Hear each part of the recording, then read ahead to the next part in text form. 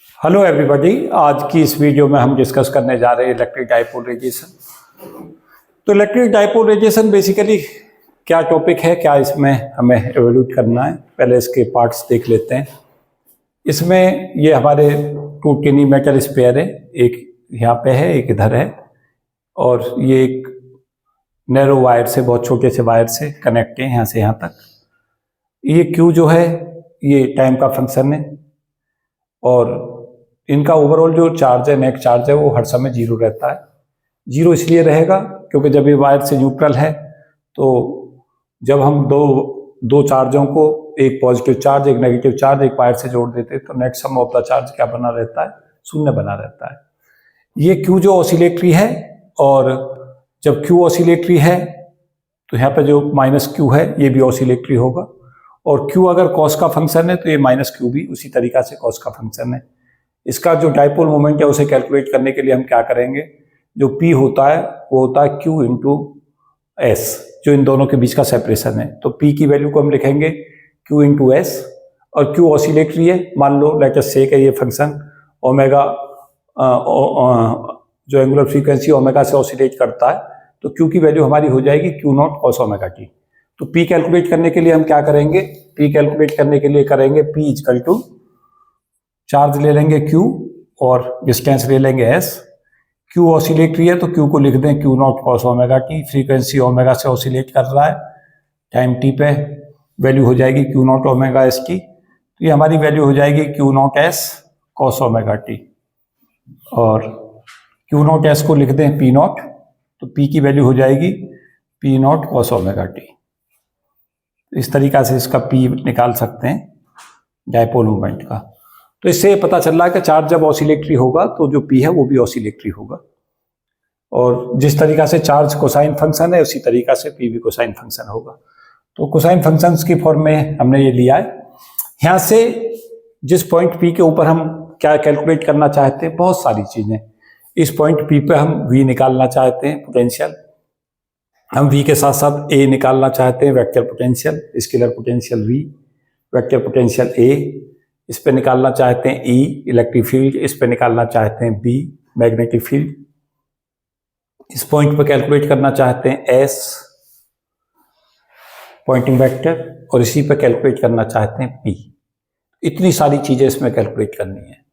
V vector potential, scalar potential sorry, A vector potential, E electric field, B magnetic field, S Poynting vector, और power radiated कितनी होगी।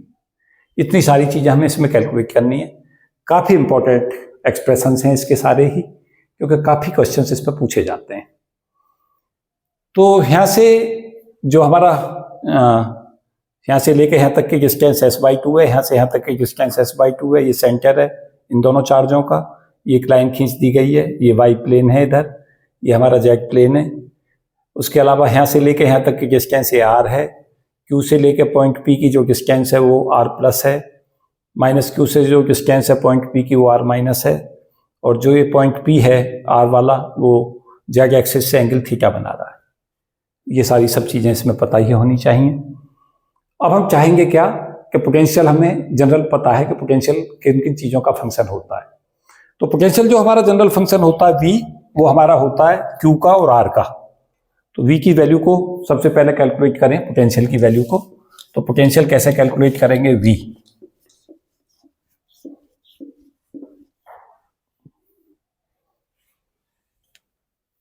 तो V calculate करने के लिए जब हम चलेंगे तो V हमारा कैलकुलेट होगा V इक्वल टू 1/4πε0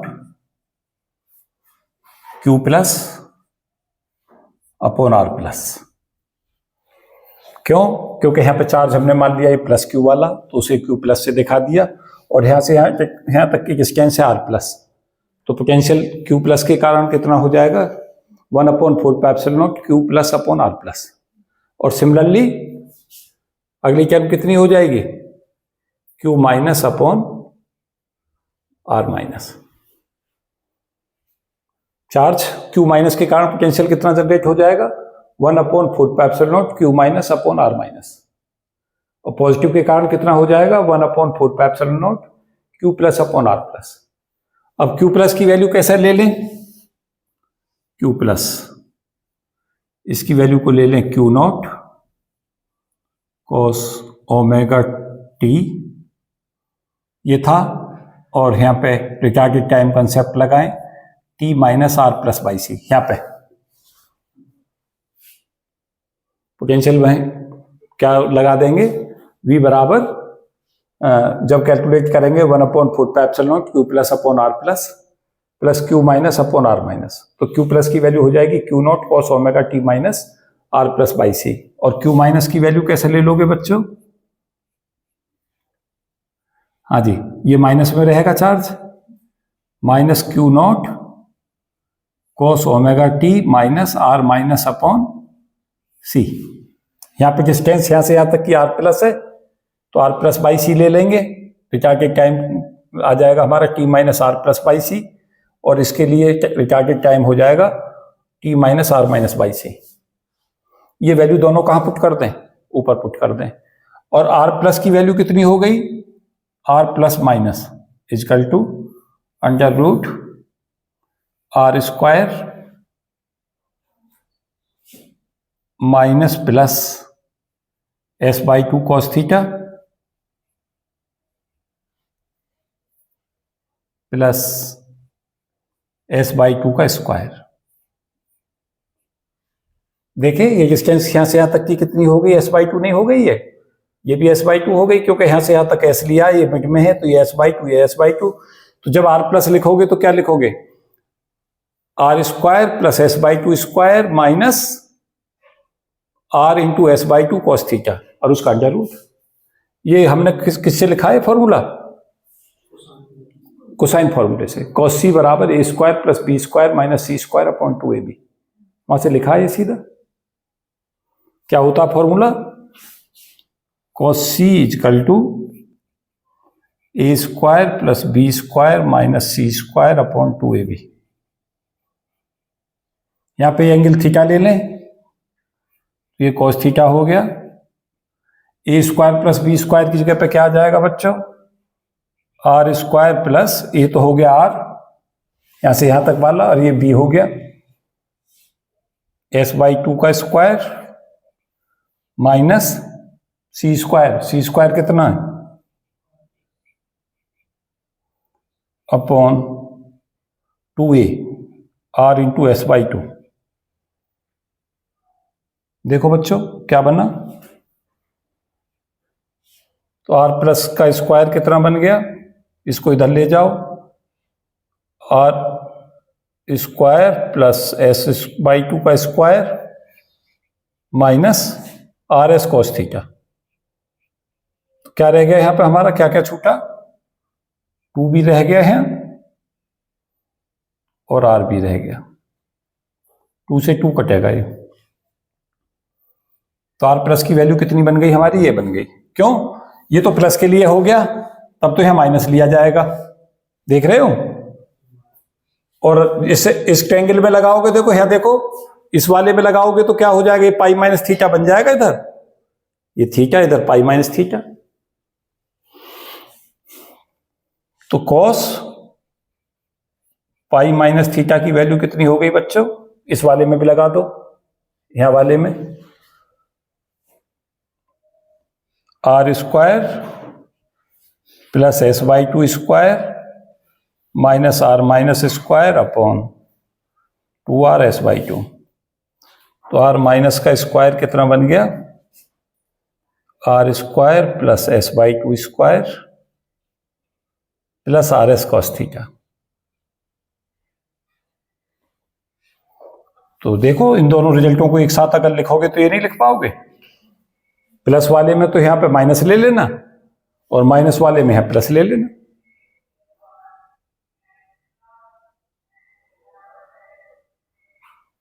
तो यहां से हम 1 अपॉन आर प्लस माइनस की वैल्यू देखो कितनी ले सकते हैं?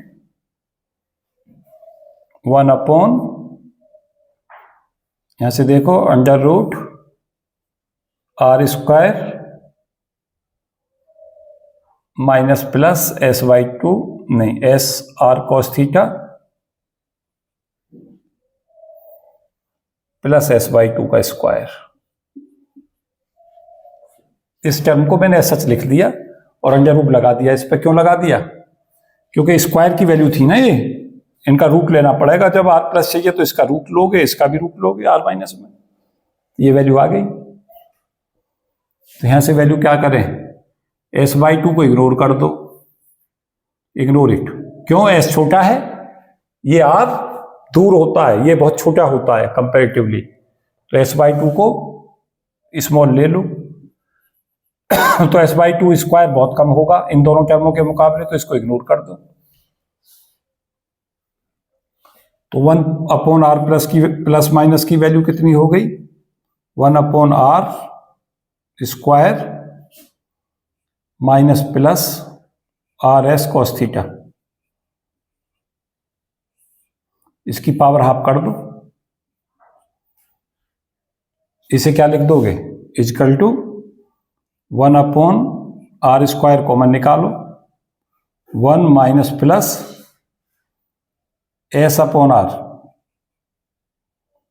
cos थीटा, और बाइनोमियल लगा दो।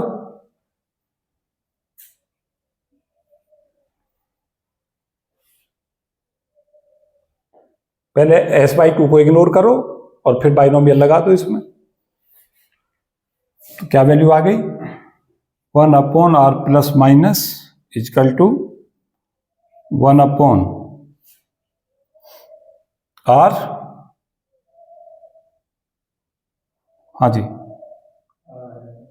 यहाँ पे कुछ गड़बड़ हो रहा है, यहाँ से r आ जाएगा ना, पावर हाफ लोगे ना, तो 1/r और ऊपर ये साइन बदल जाएगा, 1 plus minus s/2r cos theta. तो ये वैल्यू कितनी हो गई?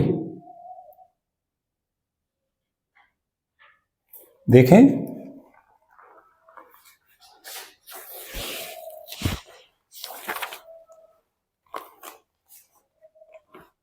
सही आ रहा है रिजल्ट, बिल्कुल सही इसमें। तो ये वैल्यू इसको ब्रैकेट में बंद कर दो, ये बिल्कुल सही निकाला मैंने result. This is very important result, ये भी इंपॉर्टेंट है। ये कैसे कैलकुलेट किया ये मैंने सब दिखा रखा है ना।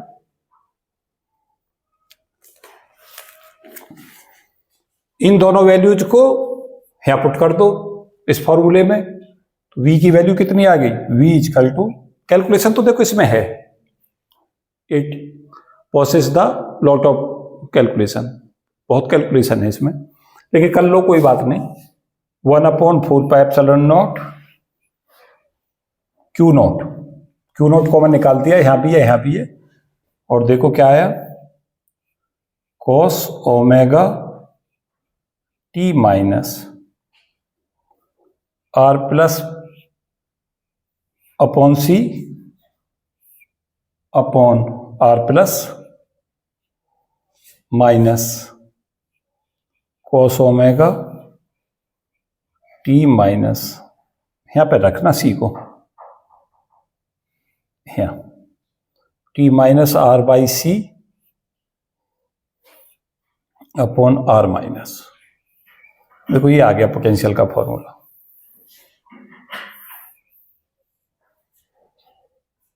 और r 1/r प्लस की वैल्यू ये है, तो यहां से शुरू करो,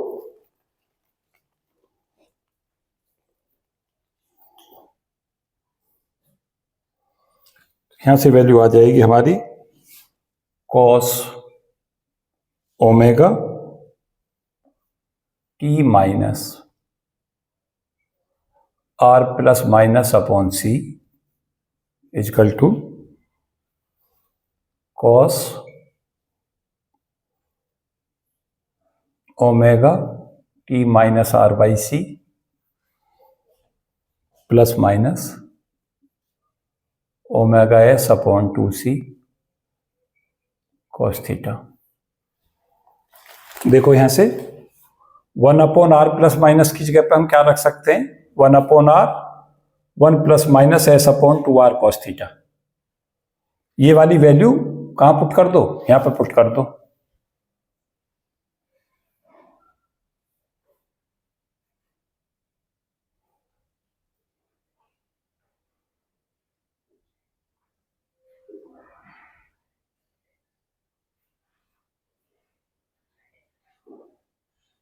आर प्लस की वैल्यू हमारे पास कितनी थी, ये देखो यहाँ पे थी, आर प्लस माइनस था R 1 minus plus S upon 2r cos theta.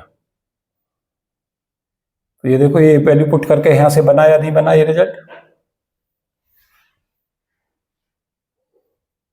Omega से मल्टीप्लाई करोगे तो ओमेगा एस, देखो जब आर से आर को कैंसिल कर दोगे, ओमेगा से मल्टीप्लाई करोगे तो ओमेगा एस अपॉन 2c आ जाएगा यहां से रिजल्ट। ये सी भी है ना यहाँ नीचे डिवीजन में। पर्पज क्या है, पर्पज सुन लो, आर प्लस माइनस को आर के और थीटा के टर्म्स में लाना है। तो ये आर प्लस का जो टर्म्स है ये हमारा आर और थीटा के टर्म्स में आ गया। अब यहां से इसे खोल सकते हो, क्या आ जाएगा expression, cos omega T minus R by C, ये आ गया। Cos A plus minus B, cos A plus B होता है cos A cos B minus sine A sine B, और कॉस ए माइनस बी होता है cos A cos B plus sine A sine B. वही लगा दो, देखो क्या बना, ये बनेगा कॉस तो आ ही गया है यहां, और यहां क्या बनेगा हमारा प्लस वाले में, cos omega S upon 2c cos theta, और minus plus sine omega T minus R by C, और sine omega S upon 2c cos theta, ये आ गया।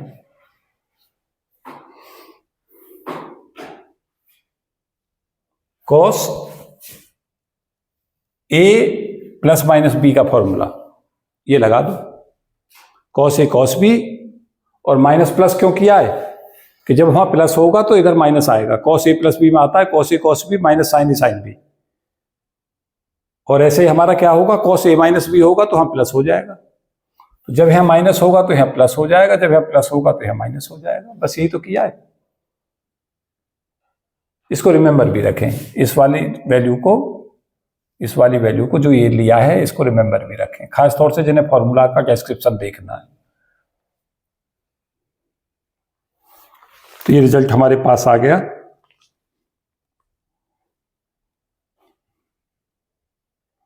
ये वैल्यू जो हमारे पास है ये वाली वैल्यू बहुत कम होती है। वजह क्या, एस हमारा छोटा है, ओमेगा इतना सिग्निफिकेंट नहीं होता कि ओमेगा एस बहुत ज्यादा हो जाए, सी की वैल्यू बहुत ज्यादा होती है, तो ये वैल्यू हमारी कैसी हो जाती है, बहुत कम, और बहुत कम होने पे कॉस की वैल्यू अगर एंगल में बहुत कम है और मान लें को जीरो की तरफ अप्रोच करती है तो 1 वैल्यू हो जाएगी, और साइन थीटा में थीटा हो जाता है, तो cos theta approach to 1 when theta is small, और sine theta approach to theta कब, जब थीटा स्मॉल है। और ये थीटा स्मॉल क्यों है, थीटा बेस पूरे को मान रहे हो, क्यों मान रहे हो कि हमारा सी जो है वो बड़ा है और ओमेगा एस हमारा उल्टा कर दिया क्या साइन, सी हमारा बड़ा है और ओमेगा एस छोटा है। तो ये यहां पे ये वैल्यू कितनी हो गई, 1 हो गई, और ये वैल्यू पूरी रख दो। अब ये value this is equal to cos, calculation तो बच्चों देखो इसमें है लंबी, मैंने इसलिए बुक भी रख रखी है कहीं एक्सप्रेशन में गलती ना हो, cos omega T minus R C, और ये 1 रख दो वैल्यू, माइनस प्लस, और यहां वैल्यू पुट करो, sine omega T minus R by C, और इसको साइन थीटा को क्या कर दो, omega S upon 2c cos theta, ये वैल्यू आ गई। इस पूरी वैल्यू को कहां उठाकर पुट कर दो, हाँ जी बिल्कुल सही है, रिजल्ट एकदम सही है।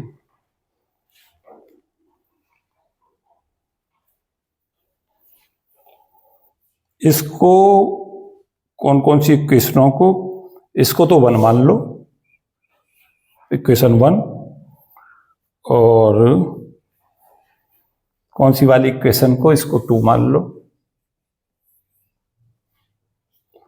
और इस इक्वेशन को कैपिटल ए इक्वेशन मान लो।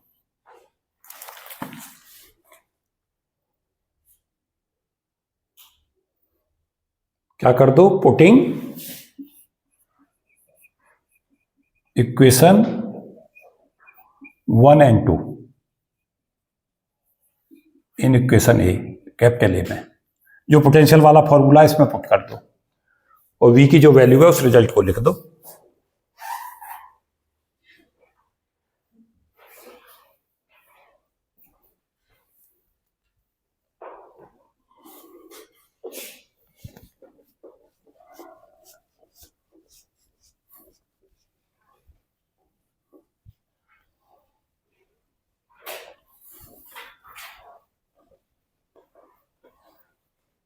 सॉल्व करके ये वैल्यू हमें क्या मिल जाएगी, we get the value of B V which is the function of R theta and T, this comes to be, कितनी वैल्यू आ रही है, P naught cos theta upon 4 pi epsilon naught R और minus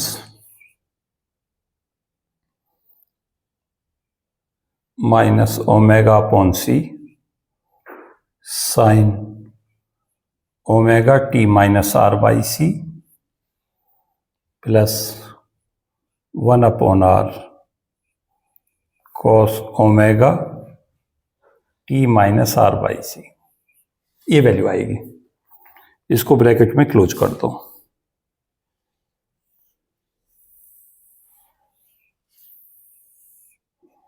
और अगर हम omega को 0 कर देते हैं, if omega is 0, stationary dipole, मतलब ये फ्रीक्वेंसी से डाइपोल मोमेंट चेंज नहीं हो रहा, अगर ऐसा है, इस फॉर्मूले को मोस्ट इंपॉर्टेंट में रख देना, क्योंकि रिमेंबर भी रखना है, क्योंकि वी कई बार ये सीधा पूछ भी लिया जाता है सीधा सीधा। तो अगर ओमेगा हमारा 0 है तो देखो कि ये वैल्यू 1 हो गई, ओमेगा 0 होते ये टर्म खत्म हो गई, तो वी हमारा कितना फंक्शन हो गया, आर थीटा का फंक्शन हो गया, और ये वैल्यू बन गई P naught cos theta upon 4 pi epsilon naught R square. और यही फॉर्मूला होता है स्टेशनरी डाइपोल का, पोटेंशियल का, 1 upon 4 pi epsilon naught P naught cos theta upon R square.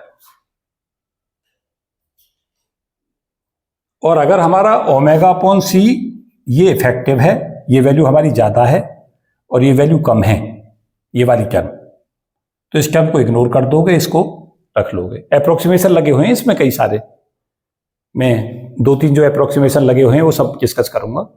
तो अप्रोक्सीमेशन में हम क्या कह रहे हैं कि ओमेगा बाई सी ज़्यादा है, इफेक्टिव है, तो हम क्या करेंगे, इस ओमेगा बाई सी इफेक्टिव कब होगा, जब ओमेगा हमारा ज्यादा हो। सी तो फिक्स है, तो अगर ये इफेक्टिव है तो इस टर्म को क्या कर दोगे, इग्नोर कर दोगे, तो वी आर थीटा टी के क्या फंक्शन बन जाएगा, इन सच ए केस ये बन जाएगा expression minus P naught omega cos theta sine omega T minus R by C upon 4 pi epsilon naught R C, ये वैल्यू आ जाएगी।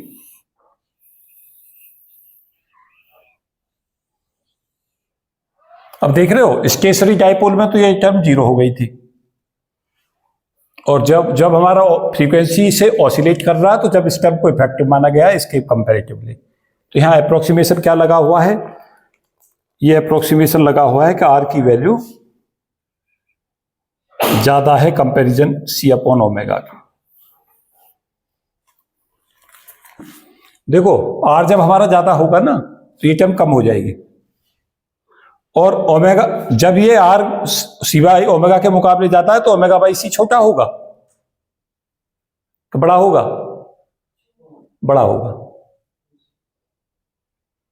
समझो बात को, आर की वैल्यू सी बाई ओमेगा की है, मतलब सी बाई ओमेगा छोटा है, सी बाई ओमेगा छोटा है तो ओमेगा बाई सी ज्यादा होगा, तभी तो ये ओमेगा बाई सी ज्यादा होने के कारण ये टर्म ली गई है, इसको छोड़ा गया है। आर यहाँ ज्यादा है, आर ज्यादा होते ही ये 1/r पर निर्भर कर रहा है, इसलिए टर्म छोटी हो गई। तो यहाँ अप्रोक्सीमेशन क्या लगा हुआ है कि आर सी बाई ओमेगा के मुकाबले बहुत ज्यादा है। इनको हम अप्रोक्सीमेशन कहते हैं।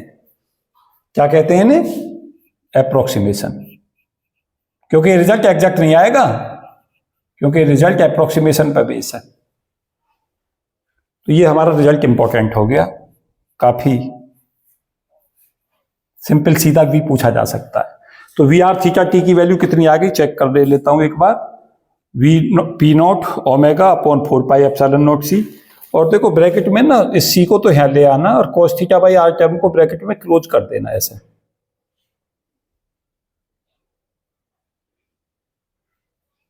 4 pi epsilon naught C cos theta by R को ऐसे कर देना, cos theta by R sine omega T minus R by C. और इस पर कोई डायरेक्शन नहीं लगानी है, क्योंकि v कैसी क्वांटिटी है? स्केलर क्वांटिटी है। तो v कैलकुलेट हो गया है ऐसे। पोटेंशियल कितना आया? Minus P naught omega upon 4 pi epsilon naught C cos theta by R sine omega T minus R by C. इस रिजल्ट को रिमेंबर भी रखें। तो v किन किन फैक्टरों पर निर्भर कर रहा है? v निर्भर कर रहा है, it is the function of P not, it is the function of omega, it is the function of cos theta by r, and it is the function of sin omega t minus r by c। तो ये dependency कर लो, ये चारों dependency हैं। पूछ सकता है कि बताओ पोटेंशियल किन किन फैक्टरों पर निर्भर करेगा। तो मैक्सिमम डाइपोल मूवमेंट पर निर्भर कर रहा है, ओमेगा फ्रीक्वेंसी पर निर्भर कर रहा है, और cos थीटा बाई r पे कर रहा है। cos थीटा किसका? थीटा एंगल दिस वन है, आर डिस्टेंस है सेंटर की पॉइंट पी तक की, और sine omega T minus R by C पे कर रहा है। तो वी के एक्सप्रेशंस को याद रखना है, इनकी डिपेंडेंसी याद रखनी है। एक रिजल्ट हमारा कैलकुलेट हो गया है, कौन सा वाला? वी। अब आगे बढ़ो। वी के बाद फिर कैलकुलेट करो आई। आई कैसे निकालोगे? I is equal to D Q upon D T के कैप। निकालो आई, इसको रब कर रहा हूं मैं।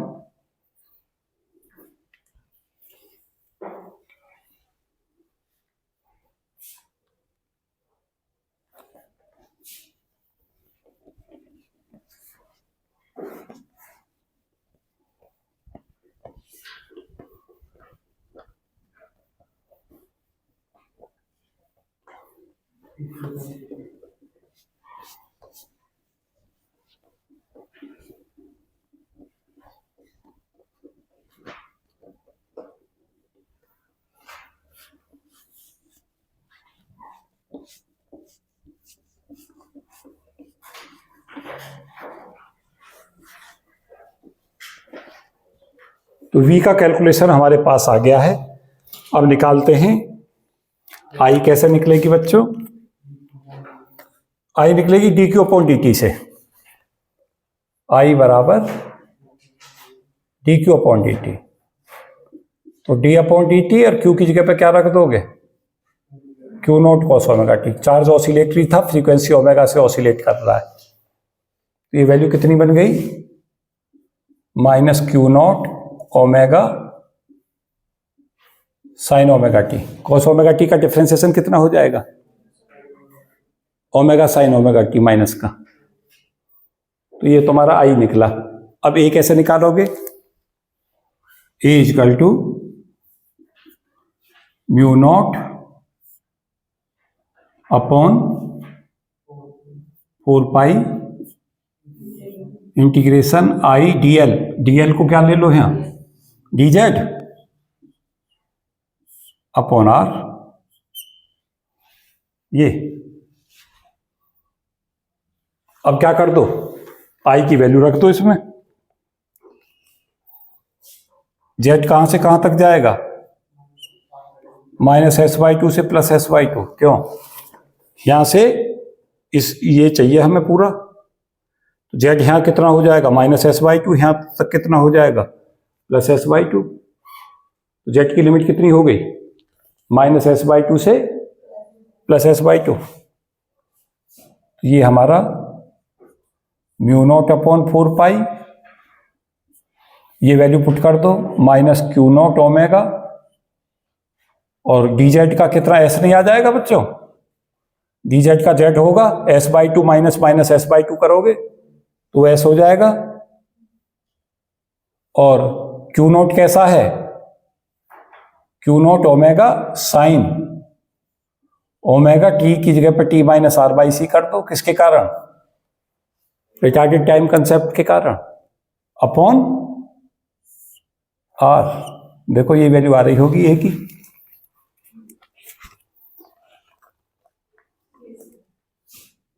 ए आ गया हमारा, A is equal to minus mu naught P naught omega upon 4 pi are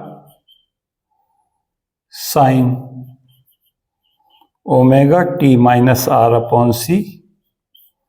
direction की कैप नहीं जाएगी ए की, जिधर जेड की डायरेक्शन थी वो ए की डायरेक्शन है, और जेड हमने ले रखा है इधर के कैप में, और v हमारा कितना निकला है, v ये फंक्शन किस किस का हो गया, r थीटा और t का, और v r थीटा t में कितना आ रहा था, अभी लिया था हमने minus P naught omega upon 4 pi epsilon naught C cos theta upon R और sine omega T minus R by C, ये v निकल गया, अभी निकलवाया था हमने पीछे जस्ट, a कैलकुलेट हो गया, v कैलकुलेट हो गया, तो ये दो आगे देखो v और a,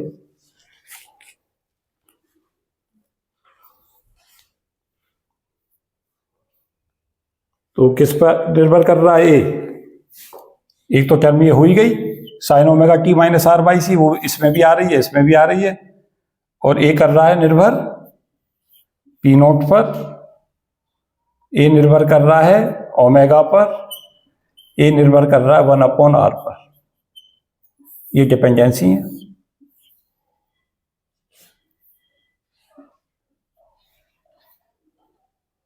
A is dependent upon P naught, maximum dipole moment. A is the function of omega, frequency, कितनी फ्रीक्वेंसी से ऑसिलेट कर रहा है, और ये निर्भर कर रहा है 1 अपॉन आर पे, किस पॉइंट पे कैलकुलेट कर रहे हो वहां तक की डिस्टेंस पे, इन चीजों पर निर्भर कर रहा है। ए निकल गया हमारा, V निकल गया। अब निकालें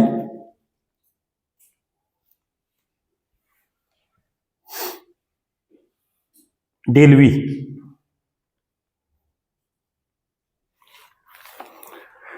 तो क्योंकि लेक्चर काफी लेंथी जा रहा है तो इसे मैं 2 पार्ट्स में बांट के दे रहा हूं। ये हमारा एक पोर्शन तो इसका ये हो गया है V और E कैलकुलेशन का, और अगले लेक्चर में हम इन क्वांटिटियों को कैलकुलेट कर लेंगे। तो इसके पार्ट में ले लें इसे, ये पार्ट कौन सा है 1, और एक इसका पार्ट आएगा हमारा पार्ट नंबर 2, उसमें क्या कैलकुलेट कर देंगे E, B, S और P। लेकिन ये लेक्चर कंटिन्यूएशन में देखें, कंटिन्यूएशन में देखने का मतलब क्या है कि जब इस लेक्चर को देख लें फिर अगला लेक्चर जो हमारा 79 आएगा तब उसको देखना है, क्योंकि ऑलरेडी अभी काफ़ी लंबी कैलकुलेशंस बाकी बची है, क्योंकि अभी हमें क्या कैलकुलेट करना पड़ेगा, 4 पैरामीटर्स हो रहे, केवल 2 ही हमने अभी कैलकुलेट किए। तो इस वीडियो में इतना ही। Thank you and best wishes for all of you. जय हिंद।